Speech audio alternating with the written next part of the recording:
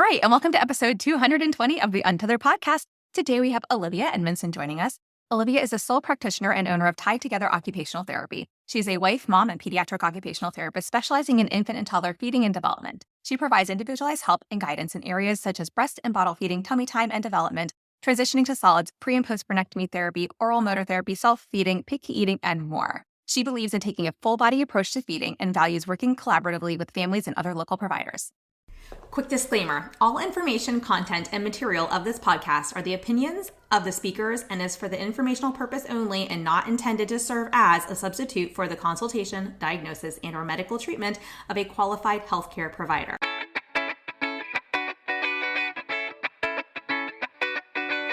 Welcome to the Untethered podcast. I am your host, Hallie. I'm a certified myofunctional therapist, feeding specialist, podcaster, business owner, and mentor. This podcast is all about getting your questions answered and collaborating with colleagues to bring you the most up-to-date information in the orofacial myofunctional therapy, airway, tethered oral tissue, and pediatric feeding therapy space. If you're new here, I challenge you to keep an open mind and join my mission to spread this message far and wide. If you've been around since June 2019, thanks for being a loyal listener. As we jump into today's episode, remember to listen with correct oral rest posture. Tongue up, lips closed, teeth apart, breathe through your nose. Let's get started.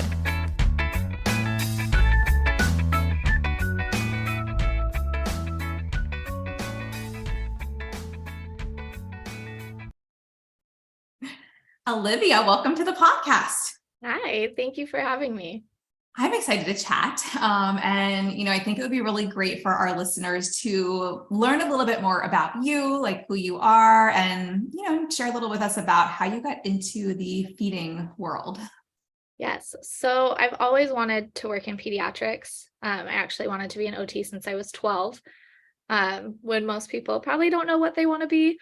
I had a cousin born with disabilities. And so I kind of grew up watching her go through all her therapies and seeing the OT gym. And as a 12-year-old, seeing the ball pit and all the fun stuff, just kind of deciding this is the best job ever. And this is what I'm going to do. And I never changed my mind.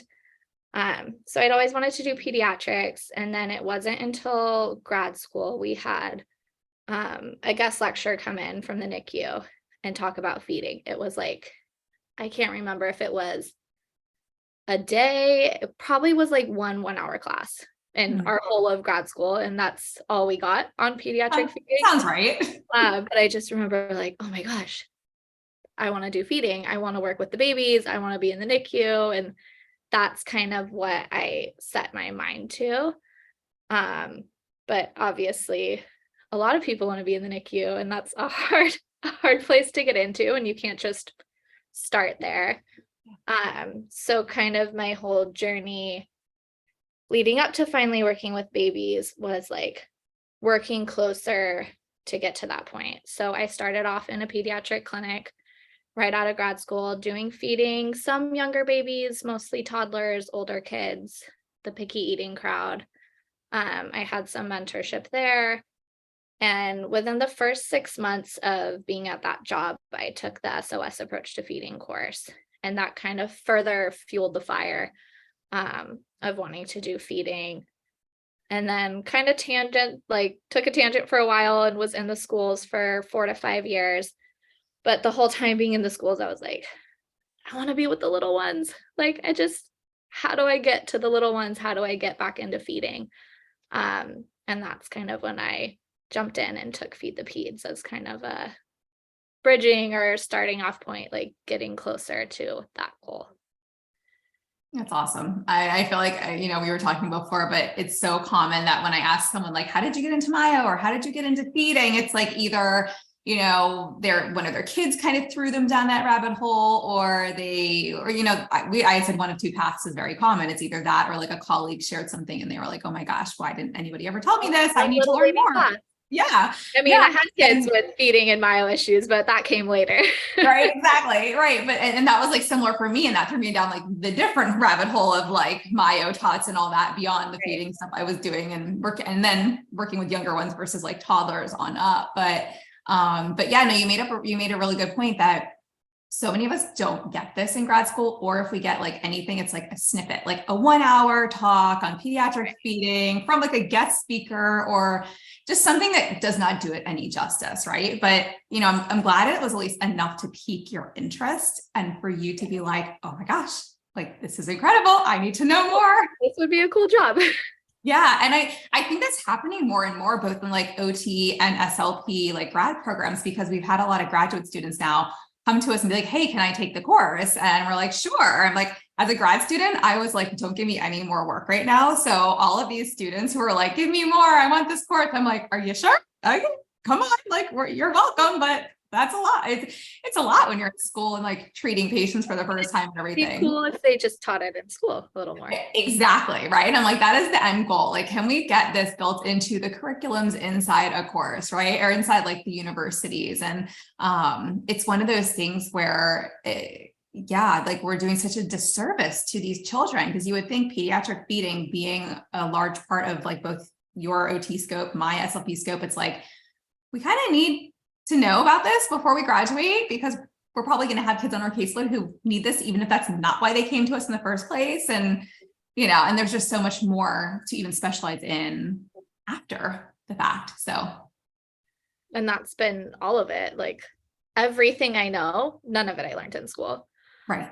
It's all been the extra trainings and the courses and mentorship and having to seek that out on my own. Like it's not just handed to you on a silver platter. It's a lot of work. Yeah. So were you like, when you graduated, what kind of you were in a clinic setting you had mentioned? Yeah. Just like a fetus clinic.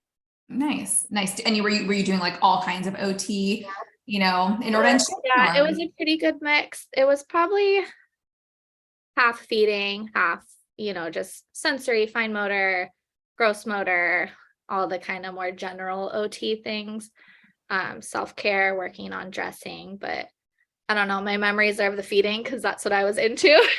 I love it. No, but I think it's great, like as a new therapist, to have some experience in a, you know, variety of areas. But then I also think it's really cool that like you knew that early on. Yeah. This is what I want to do. Yeah. So district was a big tangent, but I also learned a lot in that setting and how to collaborate with different people. You do a lot of that in the school setting. yeah. So it definitely was helpful, but it was kind of like the whole time I was there, I liked it. I enjoyed it. My boss was amazing. I loved my coworkers, but I was like, is this what I want to keep doing? Like, what is my mindset to? And let's kind of get started and getting there and stop wasting time. Yeah, no, I love it though. And it's so funny. You're like, I knew I wanted to be an OT when I was a kid. And I think when I was a kid, I was like, I know I want to work with children, but I had no idea in what capacity. But that's as far as I know. Only knew that OT was a thing because I had experience with it. Otherwise, I probably would have gone the like, I want to be a teacher route or. Yeah. My aunt was an SLP. I had no idea. Yeah. No clue. Not doing feeding, doing other SLP stuff, but still no clue. But she always had like, you know, all the toys and all the fun games. I should have known. At 12, I just wanted to go to work where there was like a ball pit and swings and all the toys. That does sound fun for a 12-year-old. Yeah, that makes sense. Yeah. So, okay. So after that experience and after the schools and everything, you pivoted at some point, right? Because now you have a private practice. So at what point did you launch a private practice? So I feel like it was a pretty quick pivot. I started doing regional center. So I contracted with Orange County Regional Center to start doing more in-home, kind of getting closer to that 0 to 3 age group. I simultaneously took Feed the Peds. It was during my kind of extended COVID maternity leave. A few friends and I did the course together. So that was fun. And that was kind of the launch into things. Right after taking Feed the Peds, I had the opportunity to switch to another clinic setting. It was actually an ABA company. And they had originally taken a solely behavioral approach to feeding. And we're kind of finding out like, this isn't really working. Mm-hmm. And it was actually their SLP reached out to me and was like, will you come help us? So I went and started there. I kind of took over and headed up all the feeding related cases that were coming in. And it was, so a lot of mostly 2-year-olds, but 2, almost 3-year-olds, kid after kid coming in for feeding, Hmm. and they've been struggling their whole life. Like, this is not a new thing. Yeah. And doing the case histories and talking to the parents and going over like breast and bottle feeding history, and a lot of the parents sharing like, oh no, like they couldn't breastfeed, even though that was the original goal. It was either they never latched or I just didn't make milk, Hmm. which we all kind of know is not not as common as it seems when parent after parent is coming in and that's the complaint. Like, what else was going on? And now we're 2.5, and no one can kind of explain to you why we're not making progress or what is going on. So kind of taking a step back and realizing like no one's ever looked in these kids' mouths. No one's ever asked the parents about sleeping, breathing. Like, half of these kids are snoring, they have ear tubes. Like, there's a lot going on. And kind of realizing like, why was this not caught sooner? And Yeah. how can I be a part of catching this sooner? So in the background, like, I'm like, great, I have the toddlers now, but what about the babies? And if someone would have caught this when this child was a baby and not latching, or when they were having trouble starting solids, how can I get to that place? So taking Feed the Peds was also kind of a big part, and all the little business modules you have at the beginning of like giving me that confidence boost, like I can do this and I need to do this. Um, so that's kind of how I fell into the more Yeah. You mean like in the free? bio airway rabbit hole that Feed the Peds tends to send you down. Uh, It does. And I'm here for it. it's like, So are they you have talking all these about, issues. Like, half these kids have tongue ties, and how can I connect you with the right resources? But also starting that process at 2.5 is a lot more challenging than if someone just caught these issues when you were a baby and struggling. yeah, So kind of trying to be a part of that solution. I love that. Being a part of the solution. That's amazing. And so when you were saying like the business, the business chats, the mentoring, were you talking about like in the beginning of the free 5-day challenge, like that week when I would talk about like, identity and like all that stuff? Yeah. So Yeah. they're like, you can do it. I'm like, it's like I my can, I most can do favorite this. thing. It's the most favorite thing to do though, because I feel like it's in our industry, like SLPs, NOTs, like we have so many people telling us that we can't do it, or we don't have enough experience, or you can't call yourselves that, or this or that. And I'm sitting here going, well, what does your license say you can do if you have enough practice and train, what does your scope say for your national organization if it's something that you tap into, because obviously licensure is going to basically rule the roost on that front. But, we still want to consider like if you're a member of like ASHA for me or AOTA or MBCOT, I mean, I know like they all have their own documentation of scope and all that fun stuff. But, it's one of those things where I'm like, but who said, like, who gets to be the name police and tell you can't call yourself a feeding therapist? Like, it's under your scope of practice and it's covered by your licensure. It's those kinds of things. And then also just, I think like, it's a little bit scarier sometimes than some of the other areas that,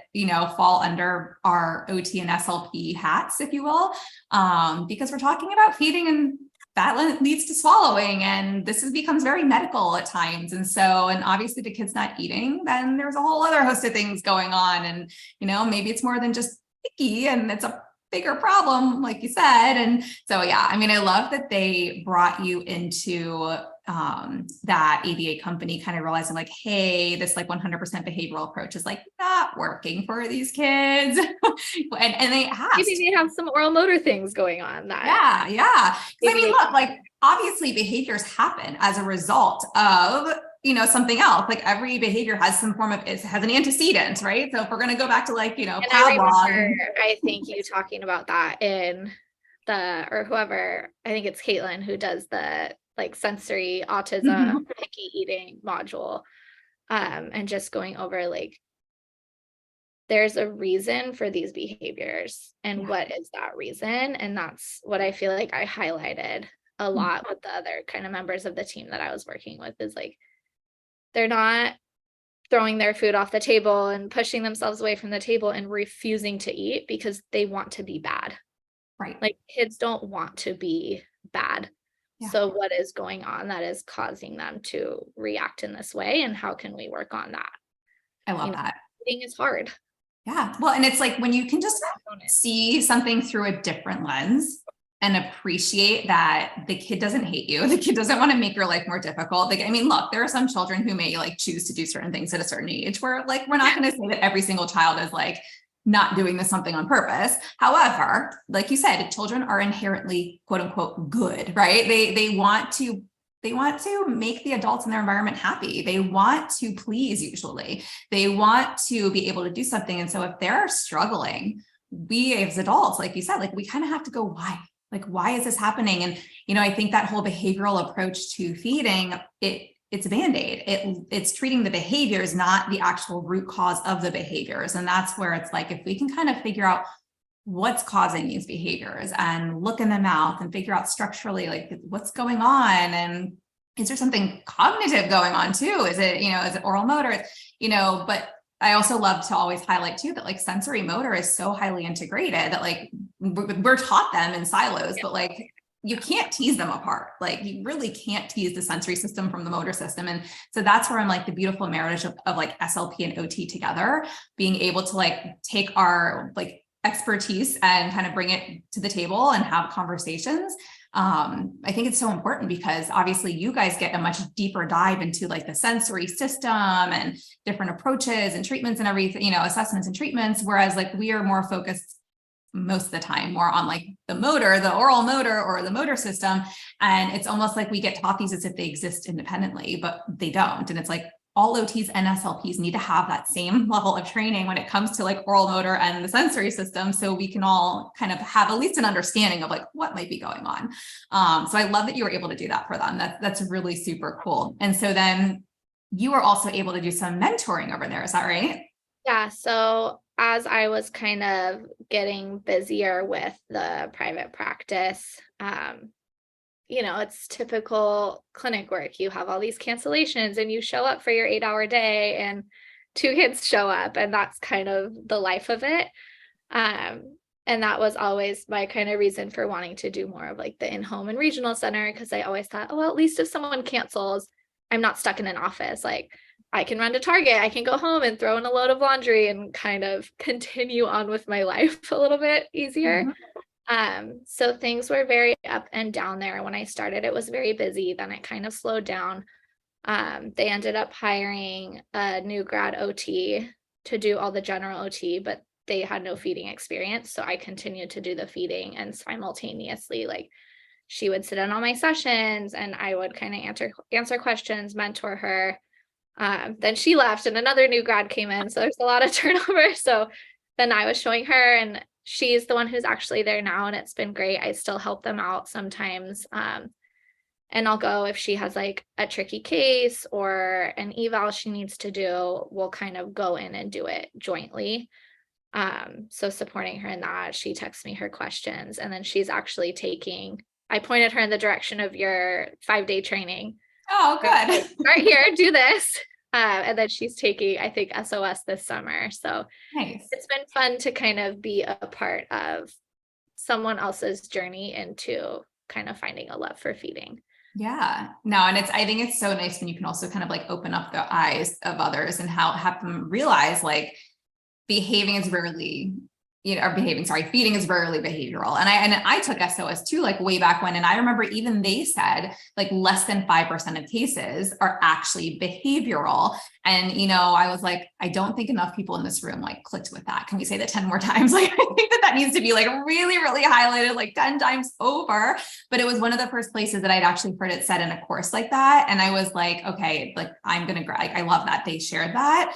Because it's exactly what I was feeling from my own experience. Was like, most of these kids they're not doing this on purpose. They're doing this because that's what their body is basically, that they don't have the capacity and their body's just shutting down. And we have to figure out how do we work with them so that they can enjoy food and they can enjoy being in a cafeteria, or they can enjoy going out to a restaurant, or they can enjoy sitting with the rest of the family at dinner, or they can, tolerate even having 2 foods on their plate or 3 foods where maybe one of them's not their favorite, but it's at least allowed to be on the plate now. It's like without vomiting or gagging or running away from the table or having a meltdown or, like all these quote unquote behaviors that are communicating something to us, but we're just not in tune. The sensory system in that.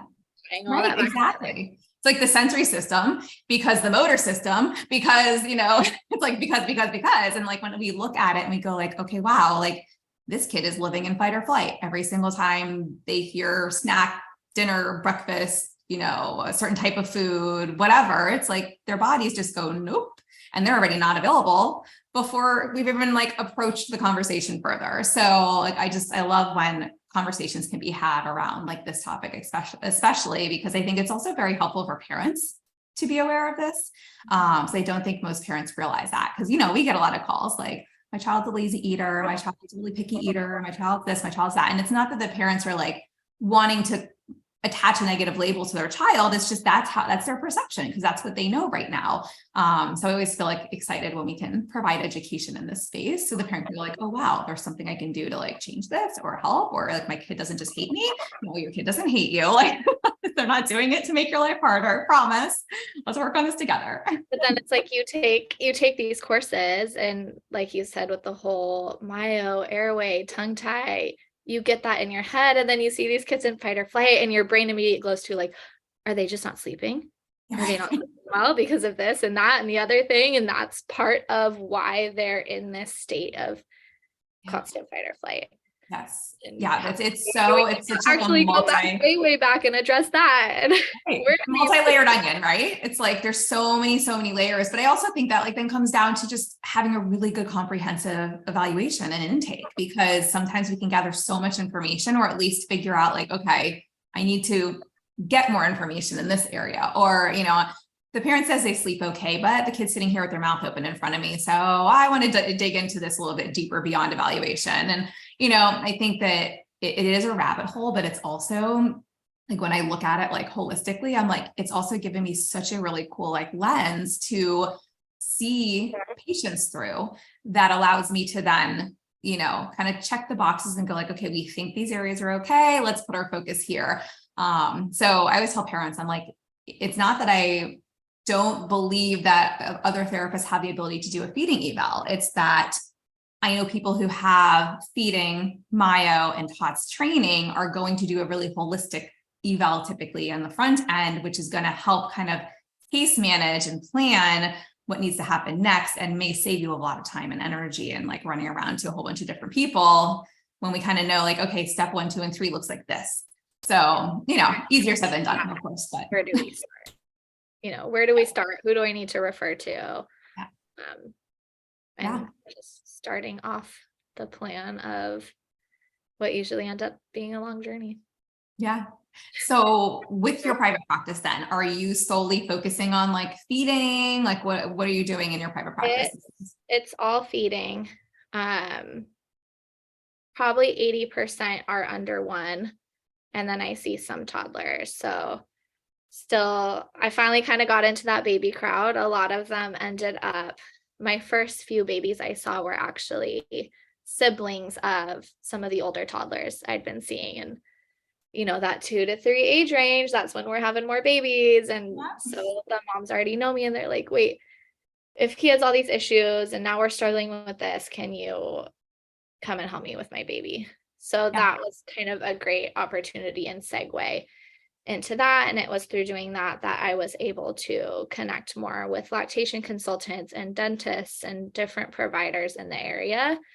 And then it kind of just all fell together after building that network, and just starting to get more referrals. And I ended up renting an office space. So I originally started in home, transitioned to an office space probably like 8 months in, and it's been the best thing ever. I'm in an office that's a shared space with a chiropractor. There's IBCLCs, there's a massage therapist, and then literally across the courtyard, there's a peds PT and another great IBCLC. So having that community and referral network like close by and so tight knit for me has been so amazing, because that's one of the things that's lacking. You go into private practice and you're by yourself. You don't have those relationships that you might have in a clinic setting where you can kind of go, hey, I have this tricky case. What do you think? And those conversations that tend to happen, I think by being in a space and having those connections and relationships with other providers, now that's built in. And we have this conversation network. There's a whole network of feeding therapists up here down in San Diego, and we all talk and have text chains going on. And it's so helpful just to not be the only eyes on a case, or if something comes up, to have people that you can ask and weigh in, or if a child's not making progress, to be able to run that by other people and have that reassurance of like, okay, that's what I'm doing. Like, it doesn't seem like I'm missing anything. And that kind of encouragement of like, no, just keep on keeping on. And so you're not alone, as much as sometimes going into private practice, you feel alone. I think that's why having that network is so important. And I feel so lucky to have found that. And then Feed the Peds throws you into that too. And we have the Facebook group. And if my little network down here isn't enough to answer my question, I can go post it, and people all over everywhere will weigh in with their own experiences and feedback and information on whatever it is you're looking for. Yeah, no, I love that. And like, I mean, you've hung around long enough to know, like, I am so much about like the community and supporting each other. And also, but yeah, I mean, being a private practice owner myself now, going on, my gosh, 2014, I'm like 9 years. I have totally been there where it's like, it feels very lonely. And then sometimes like you also feel like it's competitive depending on where you live, and people don't always want to collaborate. And you're like, okay, I mean, this is really to benefit our patients. So why is this so hard? At least in the SLP world. So I love that, you know, and that's one of the reasons why, like, I was driven to even create the businesses that I did online, because I was like, this has got to stop. Like, enough gatekeeping, enough of the like withhold, you know, we need to share information and have conversations so that we can best support our patients. And obviously we want to like continue, you know, kind of, there needs to be quality control around that too, right? Which is kind of where the course came from. And now we know everybody like in the Feed the Peds alumni group has at least gone through the course.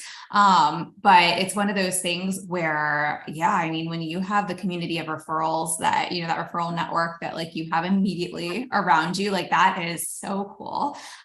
Because yeah, you've got, first of all, it's very easy, obviously, for you to then, like you said, interact and like have conversations with others and, you know, right outside your door. Here's the chiropractor, here's this person.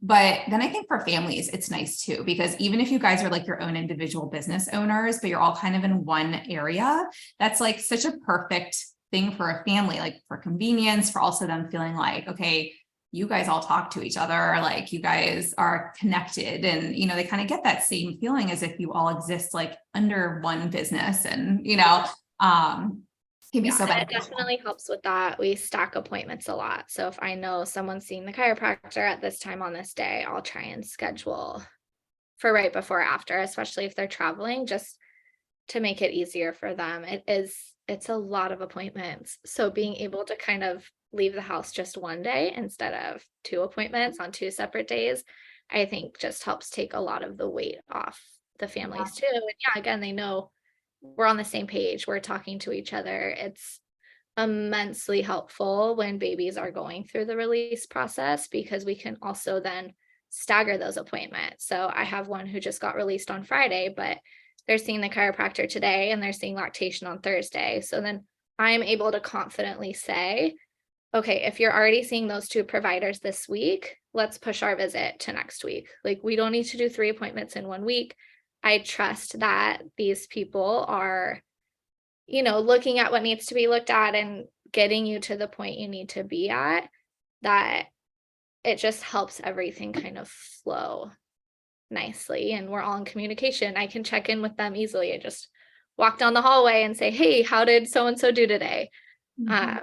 Do they need to be seen sooner? Are they okay waiting until Tuesday? So we have that constant communication going on, and it just makes Did you sense. guys have any did you have any snafus in trying to create this? How did it come to you easily? Was it sort of It I mean, it was pretty easy. I think just so it's the chiropractor's office space, and it was kind of her original goal. Like, I want to have people rent these extra rooms and spaces that are kind of part of this village with that goal of making it an easy place for parents to come and everyone's kind of all together. that's Um, awesome. it just so happened that I was taking my kids to see her before I even really started doing this. And so it kind of just fell into place. She was like, if you ever need an office space down the hall. Well, So actually. I was like, I actually might. So it kind of fell into place. It's 7 minutes from my house. So it's So nice. I will never leave unless they kick me out. But yeah, it's been so nice, and just finding those people. And I think that's something that is not talked about enough, is that building of a network. And it's not always easy. And you kind of have to find those right people. Um, as you were kind of saying, like, there's a lot of opinions and a lot of just different personalities and things going on and different belief systems, and it can be very polarizing. And so kind of finding those people who have that same teamwork mentality and kind of latching onto those people and creating a group of people who wants to work together and wants to have that same level of communication surrounding patient care, and just the people who support you and uplift you. And if they have a strategy or something they found that's working really well, like, I'm going to share it. I'm not going to keep it a secret if it can help these other families. So kind of having that open communication, and if I learn something new, I'm going to teach it to you too, because we can all be better. And when we're all better, it betters the families. I love it. I love it. Well, and then you also now have been through this as a mom of your daughter, you said had your TOTS myo journey and all that. So As if you're willing to share, where is she now? Or what have you learned things, I guess, so through that too, as a yeah, parent and it's a practitioner? lot. Kind of taking Feed the Peds, it was a little backwards for me. I feel like a lot of people took the course and were like, I'm taking this because my kids have all these issues and blah, blah, blah. So I took it and I was like, oh gosh, my kids have all these issues. And how did I miss that? But also, is it on me? Like, why, when I saw lactation when she was a baby, like, no one ever looked in her mouth. Mhm. And I didn't know 6 years ago what I know now. And the people I saw apparently didn't either. Um, so kind of she was 4.5, I think, at the time I took Feed the Peds, and that kind of started us off on her whole journey, which is still ongoing 2 years later. We started off in myo, so she's been through myofunctional therapy, a functional frenuloplasty, um, upper and lower palate expansion. Let's see. When she was still having her issues, we did the sleep study. She ended up having her adenoids out, her turbinates reduced, still in the expander. So we finally just got out her expander, and she went into a permanent retainer. So it's been this ongoing journey, and kind of throughout the whole thing, having these frustrations of, why is she still having the same functional issues that we went into this process with? We're still grinding our teeth. We're still bedwetting. We're still snoring.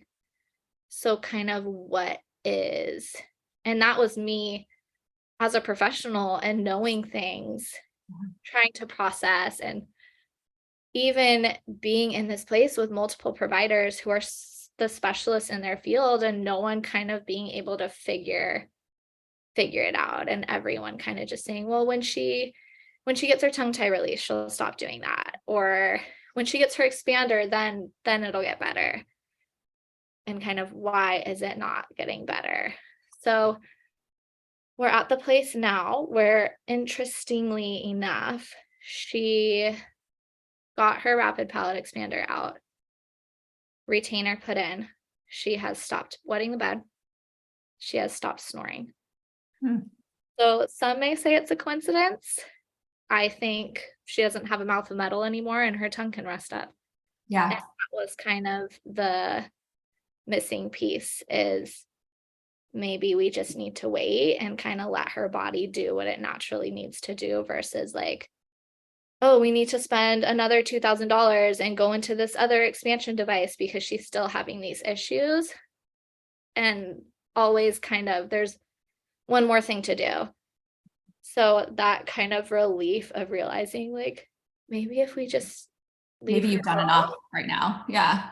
them all together. And so that's been very cool and also a huge relief to see finally some improvements happening. And I mean, the journey's not over.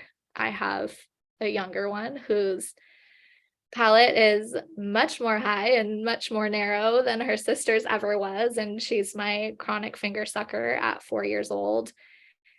And so it's a never ending journey. It's exhausting, it's frustrating, it's expensive.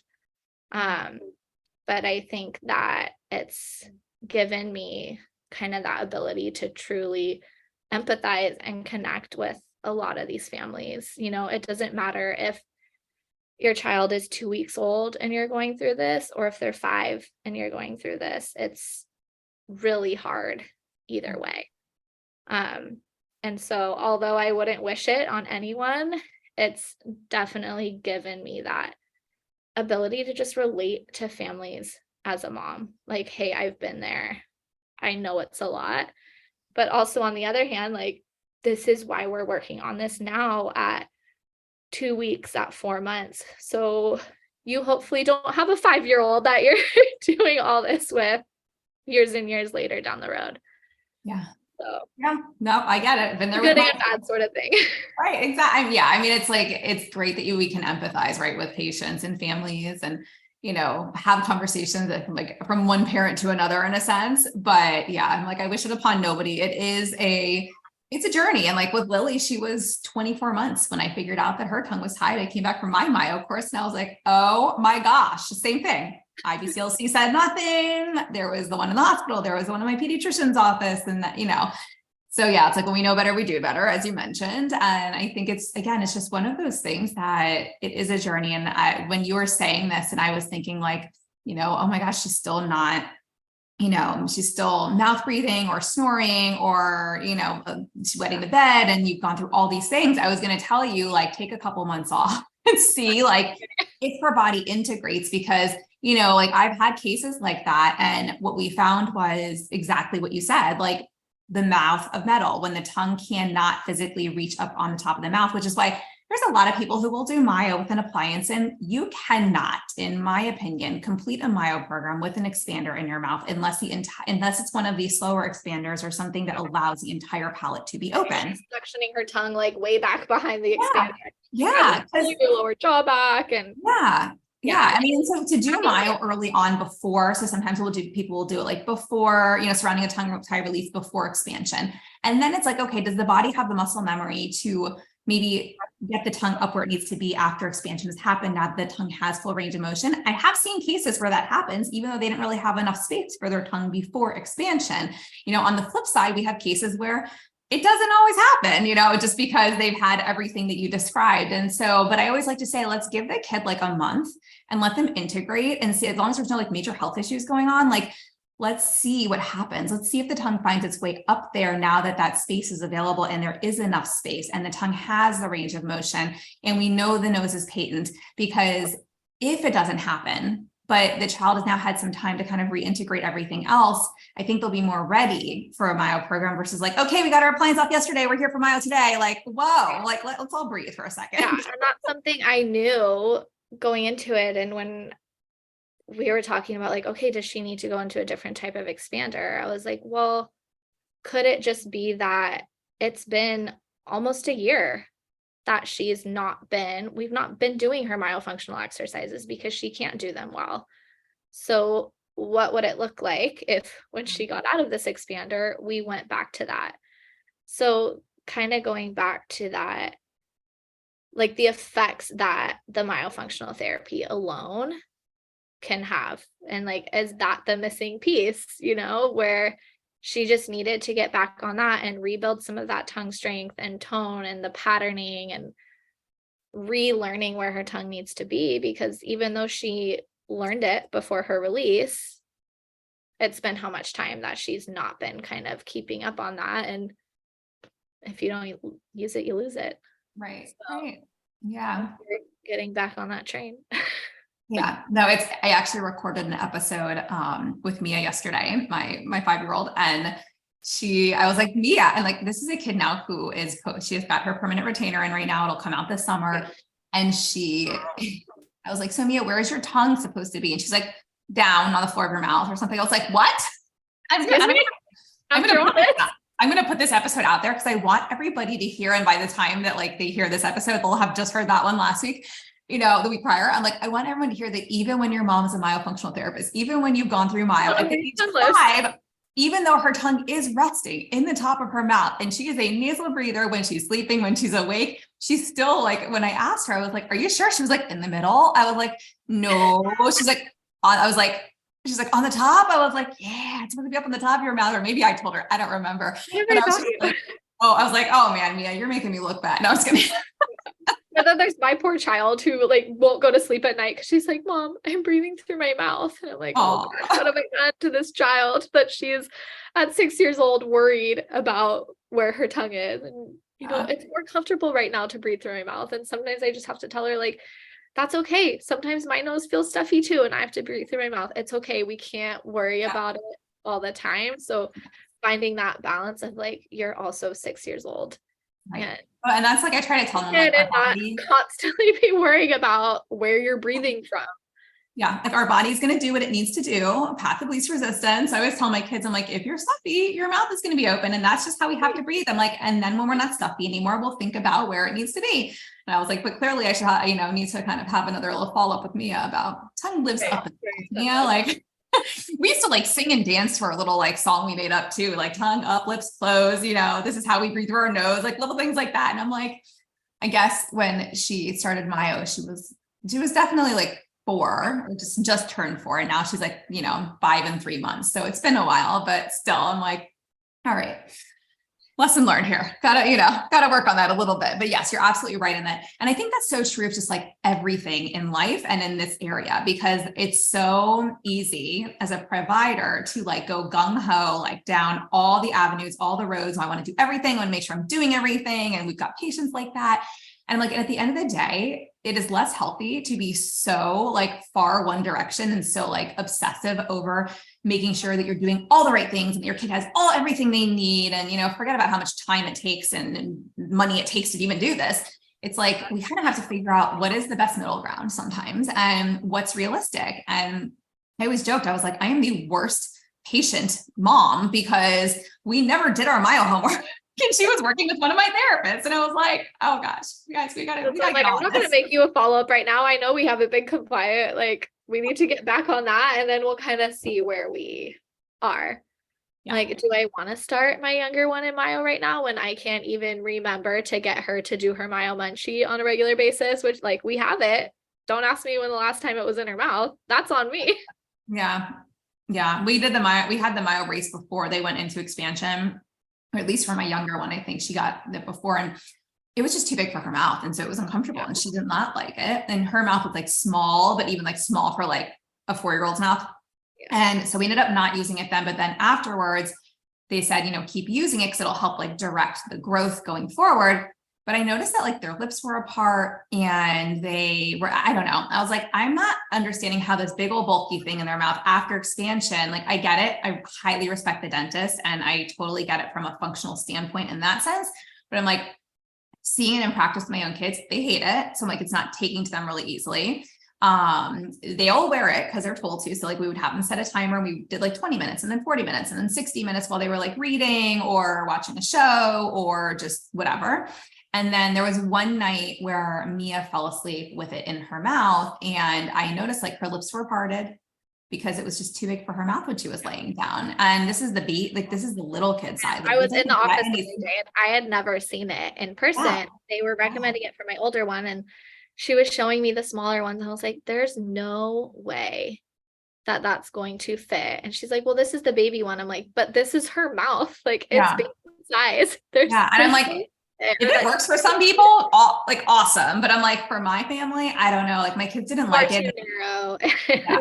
I just feel like it caused more stress for them, like thinking that they had to have this in their mouth. And we gave it a good old try. And I posted something on Instagram because I was like, you guys, like, look at Mia's presentation. She's snoring and her lips are slightly parted with the myo brace. And like, would you take it out or would you leave it in? Like, cause I actually took it out. I was like, and she actually ended up spitting it out one of the nights. And then I took it out the second night when she was snoring, because then her mouth was closed. Her lips were together, right? And her tongue, I checked, her tongue was up and she was breathing through her nose. And I'm like, she's perfect. Right. I know. I'm like, oh gosh, like she still has like there's no way they're going to leave that in when they sleep. And they were like, oh, well, you have to lip tape. And I was like, I'm not my child. I am very against lip taping children personally. That's just my opinion, but that's not going to work. That's not going to work for me. And so I'm going to put this giant bulky thing in her mouth and then I'm going to tape her mouth closed and just leave her alone in her room. Like, that doesn't work for my anxiety. But you know what? I think it's not even an anxiety thing. Something your gut is telling you that's not safe or that's not right for your family. Do you know what I mean? And then it's like, you kind of get those anxious feelings where you have to weigh that. Like, like for me, it's trusting your intuition. But is it right for me? And not the same thing isn't going to work for every child and every family. And that's okay. And kind of finding the providers and the people who are going to help find what is the best option for this one child. Yeah. And that's why I always love when the providers have like more than one appliance available for a child, because then they can really tailor it to that kid's needs and their nervous system or their, it's like the parents too, because it falls on us as parents to have to also be compliant with, especially if it's a removable appliance or it's an appliance where you have to turn a key or it's, whatever the case may be, like it still requires a lot of compliance on our part. And I was talking to the kid's dentist and she was like, wow, you guys are like so good. And I was like, what do you mean? And she was like, well, like you actually turn on the schedule you're supposed to. I'm like, yeah, I have reminders on my calendar on my phone. It pops up every night before bedtime. So I know like what night we're supposed to turn whose appliance. I'm like, or it wouldn't happen. She was like, no, like there's parents where like we suggest that, or they say, hey, they have that too, but they just don't do it. And then it takes forever for the kid to go. She knew. She was like, Mom, it's key tonight. And I'm like, oh yeah, okay, you're right. It's key tonight. I love that.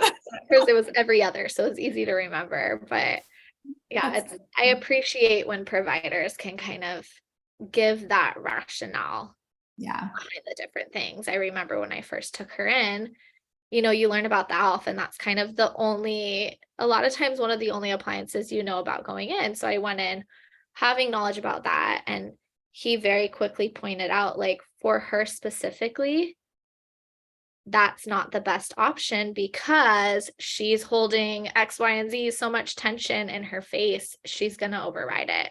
I was like, that we ended up doing a different provider anyways, just because of cost and all of that. But hearing that rationale, was important because someone's actually thinking about her and what she's going to respond well to. And that's what I try and do with my families is I think a lot of times when you just explain the reasoning why behind, like, why am I giving you this exercise to do? You could say like, okay, do this exercise 3 times a day. Let me know how it goes. Are they going to do it?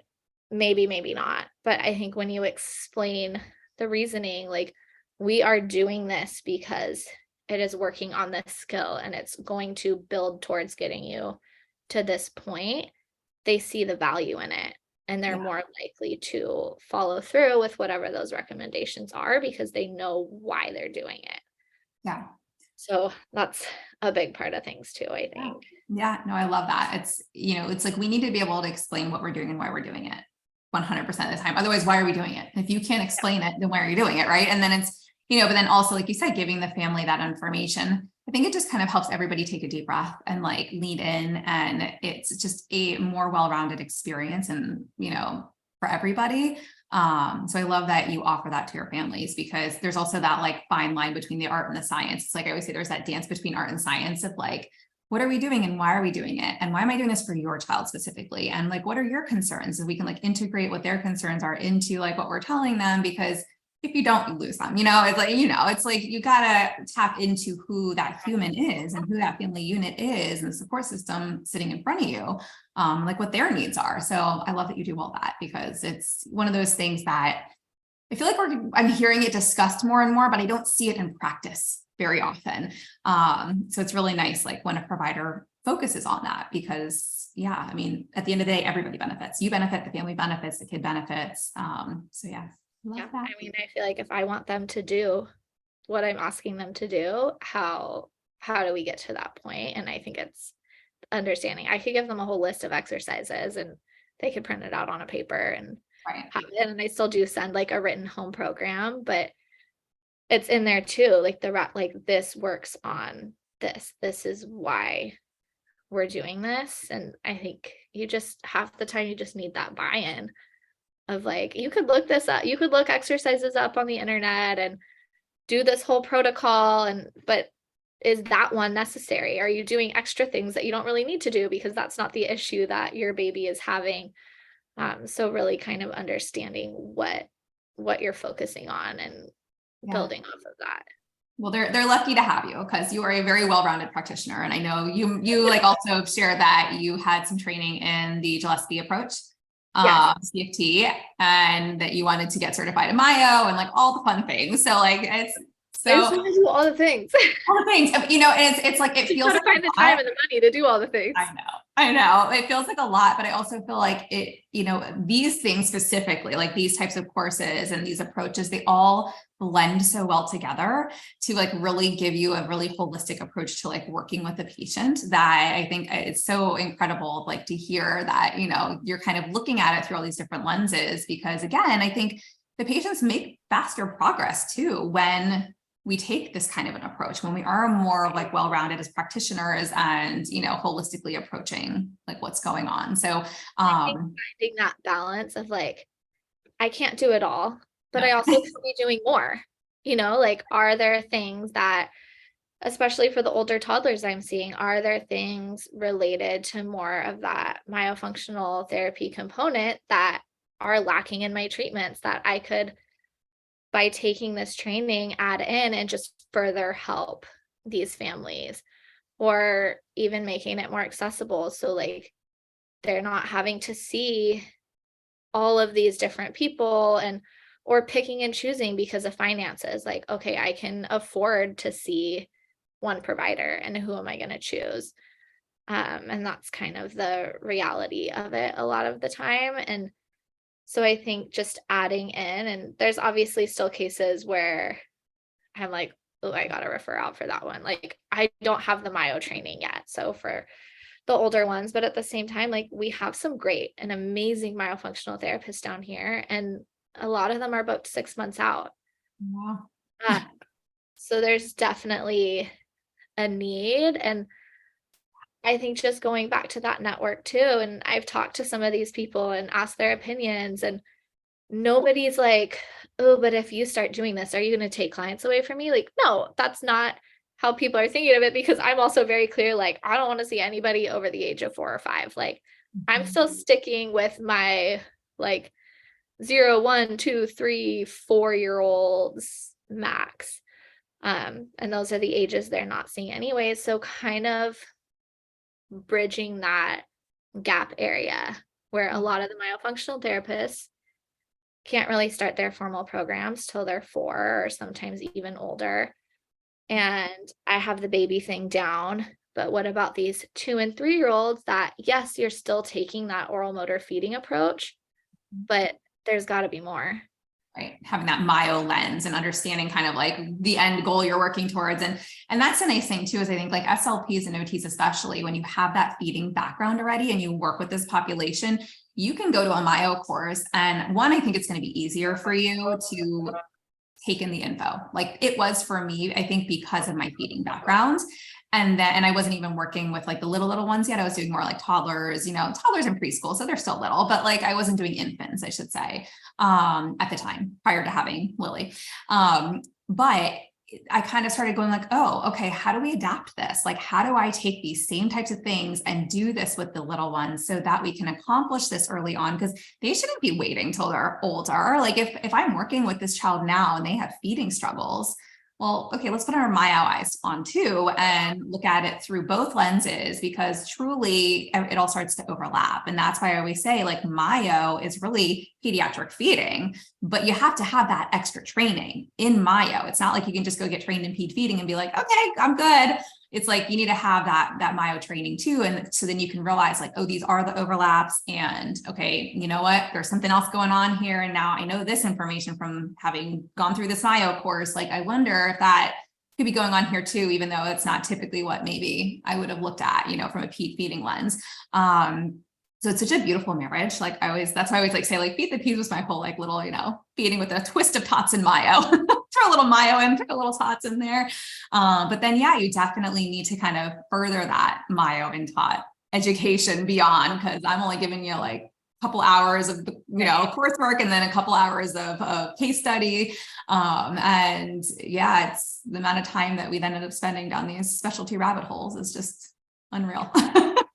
Yeah, it's definitely something I want to do. And just, the families come to see you and they trust you. And I'm definitely that person where I'm like, they're spending their time, they're spending their money. I want to be the best provider that I can be and really fully utilize all the tools that I have access to. And if that means spending more money and taking more courses myself so that I can be a better provider for these kids I'm seeing, then I'm going to do that. And it was the same with taking the CFT course. Is I've always kind of done the whole like full body approach to feeding, and I incorporate tummy time and looking at symmetry and looking at positioning and all of these things. And I refer out to chiro a lot. And so many of these babies are still so tight, and there's not a lot of body workers in the community. And I went back and forth like, oh, do I want to go do my CLC and learn more about the breastfeeding? Because I love the babies and I love the breastfeeding. But I was like, if I'm going to do